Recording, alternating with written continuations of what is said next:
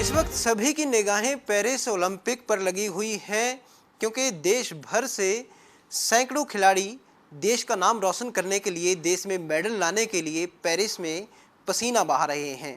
और इन्हीं खिलाड़ियों को प्रेरणा और आशीर्वाद दिलवाने के लिए हम मुलाकात कर रहे हैं 86 वर्ष की मास्टर एथलीट उषा शर्मा से, जिन्होंने खेलना ही 73 साल की उम्र में शुरू किया और करीब 10 से 11 साल की इस खेल की यात्रा में उन्होंने अभी तक 25 के करीब तो गोल्ड मेडल ही हासिल कर लिए हैं।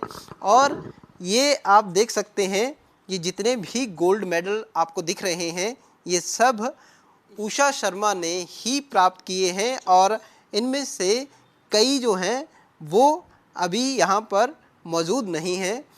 लेकिन यहाँ मैं यह ज़रूर कहना चाहूँगा कि अगर इन मेडलों में से किसी को एक भी प्राप्त हो जाता है तो अपने आप को सौभाग्यशाली समझता है और जीवन भर फूला नहीं समाता। लेकिन उषा शर्मा के पास इन गोल्ड मेडल की एक फहरिस्त है लंबी, और खेल अभी भी इनका जारी है।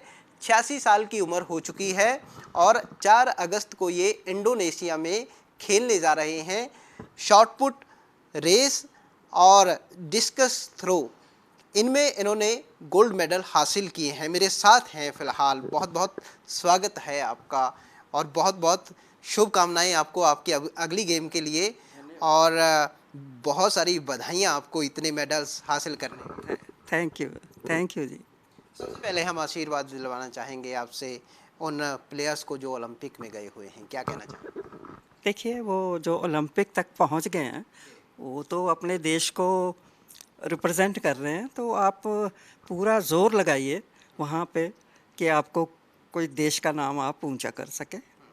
बस मैं तो यही कहूँगी, बाकी तो वापस आने पे ही जो प्रेरणा का सबसे बड़ा स्रोत हम आपको इसलिए कहना चाहेंगे क्योंकि 73 साल की उम्र में आपने खेलना शुरू किया। 73 साल की उम्र में ये कहें कि इंसान जो है वो ज़िंदगी की जो जंग है उसको हारना शुरू कर देता है, लेकिन आपने खेलना शुरू किया। कहाँ से प्रेरणा मिली, कैसे सफ़र शुरू हुआ? यूँ हुआ कि मैं रिटायरमेंट के बाद सिर्फ सैर करने जाती थी, तो हमारा एक कोलीग है जो सीनियर सिटीज़न का मेंबर था, तो वो मुझे हर साल कहा करता था कि नहीं, आप ना खेलने चलो, हमारे स्पोर्ट्स का, ये हरियाणा स्पोर्ट्स होती है, तो वहाँ पार्ट लीजिए आप। तो मुझे लगा अभी मैं क्या लूँगी, क्या मतलब, कुछ इसी साल में 2-3 साल निकल गए। फिर एक बार वो मैं चली ही गई, मैंने कहा जाना ही चाहिए।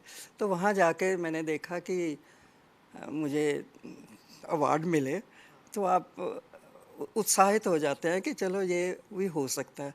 तो 2-3 साल तो मैं हरियाणा के स्टेट का ही खेलती रही। फिर 16 में 2016 में पहली बार मैंने नेशनल में पार्ट लिया। वो इसलिए मैंने कहा चलो देखते हैं वहाँ क्या पोजीशन आती है। तो डरते-डरते मैं वहाँ गई थी, तो वहाँ भी मिल गए, तो बहुत मुझे खुद ही प्रेरणा मिली कि मैं अच्छा भी मैं कर सकती हूँ। तो उसके बाद मैंने थोड़ा-सा मतलब ध्यान दिया कि मुझे अब इस तरफ अपने थोड़ा-सा सेहत का, थोड़ा खान-पान का और थोड़ा सैर का, थोड़ी मतलब अपनी प्रैक्टिस शुरू करनी चाहिए ताकि नेशनल।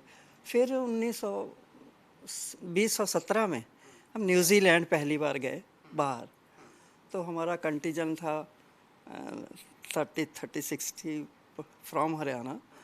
तो उसमें से हमें सिर्फ मेरे को ही एक सिल्वर मेडल मिला। तो I was just on the clouds. मैं बहुत खुश थी कि मैंने कहा चलो इंटरनेशनल में भी मिल गया, तो वो एक बहुत अच्छा था एक हिस्सा। और बस ऐसे मेरी जर्नी शुरू हुई है। और तब से मलेशिया जाते हैं, थाईलैंड 2 बार हुए हैं, फुकेट में भी हुए थे। तो बस ऐसे बाहर ऑस्ट्रेलिया 2 बार हुआ है, तो इसी गेम्स के चक्कर में, क्योंकि मुझे घूमने का शौक़ था। पहले अगर मैं घूमने वैसे ही जाती थी जगह देखने, पर अब तो जहाँ जहाँ गेम्स होती हैं तो वहाँ 4-5 दिन एक्स्ट्रा लगा के उस देश को भी देख आते हैं। तो एक बार हमें मिला था कि we qualified for the in games in the Spain, पर वो हमें कहते थे कि हम जैसे ना आपको, क्योंकि कोविड था, आपको हम ले जाएंगे, वहाँ छोड़ेंगे, वहाँ से लेंगे, आप घूम नहीं सकते। तो इस चक्कर में हम तो गए ही नहीं। मैंने कहा इतना 2-3 लाख लगाओ भी तो आप देख ना पाओ वहाँ, तो और क्या। फिर हम वहाँ खेलने नहीं गए। कौन कौन सी गेम जो है जिनमें आप बाजी मारते हैं? हाँ, गेम्स में एक 100 मीटर है, रेस है, एक शॉट पुट और एक डिस्कस थ्रो। इसमें मैं पार्ट 3 में, क्योंकि इंडिया में तो 3 में ही पार्ट ले सकते हैं, तो बाकी अब जब जा रहे हैं तो वहाँ 4 में ले रहे हैं। कौन कौन सी गेम में इंडोनेशिया में जा रहे हैं? इंडोनेशिया में कौन कौन सी गेम के लिए जा रहे उसके लिए 100 मीटर और 200 और शॉट पुट और डिस्कस, बस यही गेम्स में पार्ट लूँगी मैं वहाँ। जब आपने 73 की एज में खेलना शुरू किया तो बच्चों ने मना नहीं किया कि इस वक्त अगर चोट कोई लगती है तो फिर बड़ा मुश्किल हो जाएगा? नहीं, ऐसा घर के तरफ से मुझे कभी नहीं हुआ। रिटायर्ड थे, बच्चे अपने सेटल्ड थे, तो मेरे ख्याल से शायद अगर मनी मैटर्स ज़्यादा करता है, शायद वो ये कहें कि मनी मैटर्स में वो मैं अगर मांगती, पर क्योंकि मेरे पास मैं खुद ही लेती हूँ, इसलिए वो चीज़ नहीं है, इसलिए उनको भी मेरे ख्याल नहीं होगा कि वो तो शायद अंदर से वो करते हैं, एडमायर करते हैं कि आप जा रहे हो, तो वो अब भी कहते हैं अब बस, अब कहना शुरू किया, अब बस बहुत हो गया, बहुत ले लिए, अब अब कम कर दो। पर नहीं, हमारा तो यही है, मोटो है, जब तक चल सकते हैं चलेंगे। तो हमारा एक ग्रुप होता है, अब भी हम भी 6-7 जा रहे हैं इंडोनेशिया, तो 4 लड़कियां हैं, 3 लड़के हैं, इकट्ठा एक ग्रुप है हमारा, इकट्ठा वहाँ रहेंगे, वहाँ देखेंगे, घूमेंगे, फिर बाली वगैरह जाएंगे। जब आपने खेलना शुरू किया था तब स्लिप डिस्क की भी आप बता रहे थे कि प्रॉब्लम आ रही थी आपको, कई शंकाएं भी थी मन में कि अगर कुछ वो शंकाएं तो अभी भी हैं, अभी भी होती है, तो इसलिए मैं थोड़ा सा प्रिकॉशन तो ज़रूर रखती हूँ अपनी ट्रैवलिंग में, अपना थोड़ा सा बेल्ट बांध लेती हूँ, वहाँ जाके थोड़ा सा होता है वो तो जो प्रॉब्लम चल रही है वो तो चल ही रही है, वो एज के साथ बढ़ भी रही है। ऐसे के प्लेयर हैं मैम, उनको बहुत सारा पसीना जो है वो दिन भर में बहाना पड़ता है कोई मुकाम हासिल करने के लिए, आप कितना मेहनत कर रहे हैं इस तरह? मुझे समझ नहीं आई। प्लेयर हैं जो हमारे खिलाड़ी हैं, कोई मुकाम हासिल करने के लिए दिन भर पसीना बहाना पड़ता है उनको, आप भी क्योंकि पार्टिसिपेट करते हैं बाहर नेशनल इंटरनेशनल उसमें जाकर, तो रोज़ाना कितनी का आपको मेहनत करनी पड़ती है? देखिए, मैं अब इस एज ग्रुप में मैं आपको एक बताती हूँ, उससे आप समझ सकते हो कि मतलब क्या इसका जवाब होना चाहिए। यहाँ पे एक कोच थे, तो मैंने उनसे कहा, जब मैं न्यूज़ीलैंड जाना था तो मैंने कहा मुझे थोड़ा सा बता दीजिए। कहते क्या बताना है, अब आपकी उम्र नहीं है कुछ सीखने की, तो इसलिए इसलिए वो दिन गया, अपने आप पे यह कि अपने सेहत का ध्यान रखो और चलते रहो, कोई जैसा भी है, कोई ऐसी बात नहीं है। चीज़ जो है आपने गोल्ड मेडल हासिल किए हैं, अभी लक्ष्य क्या है, निशाना कहाँ है, सेंचुरी लगाएंगे? देखिए, निशाना मेडल्स की तरफ तो नहीं है। जब मैं गई थी न्यूज़ीलैंड, तो वहाँ हमारे 100 ईयर की लेडी थी, तो मन में ज़रूर था कि 100 ईयर्स तक अगर खेल सकें तो शायद दुनिया में थोड़ा सा नाम हो जाए। प्रेरणा कहाँ से मिली आपको खेलने की, या फिर जैसे आप आफ्टर रिटायरमेंट कोई काम नहीं था, जैसे आपने कहा कि कोई काम नहीं था तो उसके बाद फिर शुरू किया, प्रेरणा जो है वो कहाँ से मिली फिर आपको? प्रेरणा तो ऐसे ही, मैंने वो ही बताया कि उन्होंने मुझे आगे किया।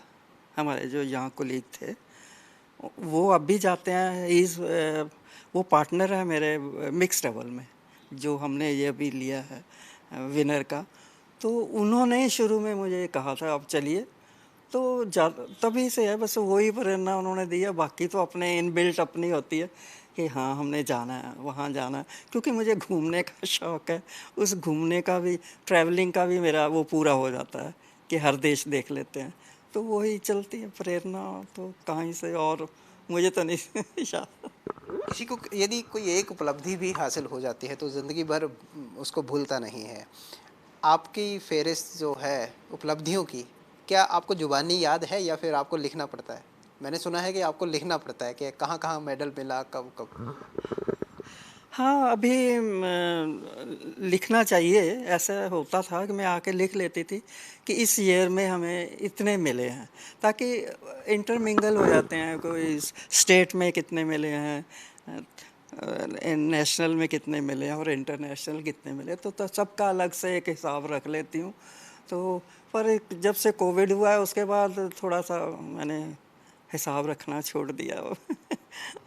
अब नहीं रख रही हूँ, तो ठीक है, चलता है ऐसे। एक और सरप्राइज़ आपका खेलों के अलावा एक और सरप्राइज़ अगर दर्शक सुनेंगे तो हैरान होंगे कि आप डांसर भी बहुत अच्छे हैं। हाँ जी, ये डांस भी मुझे बहुत शौक है, बचपन से ही शौक था। फादर मेरे आर्मी में थे, तो मैं तब कहा करती थी कि मुझे क्लासिकल डांस का शौक था। जब भी मतलब मैं देखती हूँ तो मेरे रोंगटे खड़े होते हैं, मतलब ऐसे ही इनबिल्ट सा, जैसे आपके अंदर ही होती है। तो फादर ने कहा नहीं नहीं नहीं, आपने इंग्लिश डांस सीखना है तो वो सीख लो, ये नहीं, क्योंकि आर्मी में थे, उनको पता। तो पर उसके बाद शादी हो गई, शादी के बाद बच्चे कर लो, वो उसी चक्कर में मेरा डांस का जो था ना इनबिल्ट, वो ख़त्म हो गया। फिर आस्ते आस्ते हमारा सीनियर सिटीज़न का ऐसे ही शुरू हुआ मेरा, कि सीनियर सिटीज़न के प्रोग्राम हुआ करते थे, तो वहाँ एक एक भंगड़ा डांस हो रहा था। तो उन्होंने ना बाद में बुलाया कि जिस जिसको भी आना है स्टेज पे आ जाओ हमारे साथ। तो मैं काफ़ी दूर बैठी थी और बाहर चले गए, मैं पिछली लाइन में डांस कर रही थी। तो एक ने मुझे कहा आप आगे आ जाइए। मैं पीछे से आगे आ गई। तो नेक्स्ट, तो मैंने कहा चलो, वो तो बात तो ख़त्म हो गई। वो इंडियन एक्सप्रेस के थे फोटोग्राफर। नेक्स्ट डे मेरी इंडियन एक्सप्रेस में इतनी बड़ी फ़ोटो, आई वॉज सरप्राइज। अच्छा, मुझे तब लगा अच्छा मुझे डांस आता है, मतलब तब मुझे फीलिंग्स ही आ गई कि फिर मैंने, हम लोगों ने स्टेज पे सीनियर सिटीज़न के स्टेज में देने परफॉर्मेंस देना शुरू किए। तो वो एक लेडी थी वहीं, तब मैं, हम 35 में रहते थे चंडीगढ़। तो वहाँ से फिर जब मैं यहाँ आ गई तो फिर मुझे, हम दोनों नहीं दे सकते थे, फिर मैंने सोलो देना शुरू किया। सोलो में तो इतना हुआ कि जब मैंने पहला डांस किया, झुमका गिरा रे, उस पे किया, तो इतना, मतलब उन्होंने कहा, इतना अच्छा उनको लगा कि सारे एसोसिएशन, मतलब मोहाली के, पंचकूला के, सभी ने मुझे कहा कि आपने हमारा ये परफॉर्मेंस इस तारीख को देनी है।